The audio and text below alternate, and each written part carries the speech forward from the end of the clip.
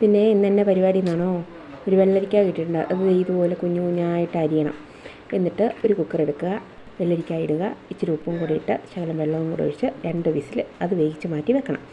അതിനുള്ള അരപ്പെന്ന് പറയുന്നത് തേങ്ങ, ജീരകം, വെളുത്തുള്ളി, പച്ചമുളക് എല്ലാം മഷി പോലെ അത് അരച്ചെടുത്ത് അതും മാറ്റി വെച്ചേക്കണം.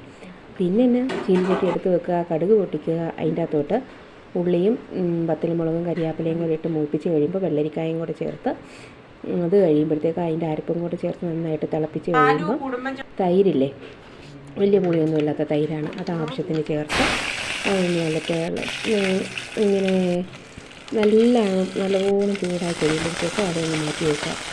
എന്നിട്ട് ചൂട് ചോറെടുക്കുക, ഈ കറിയൊക്കെ ഒഴിക്കുക, ആവശ്യമായിട്ട് ഞം കഴിച്ചാൽ മതി. സൂപ്പർ ടേസ്റ്റാണ്.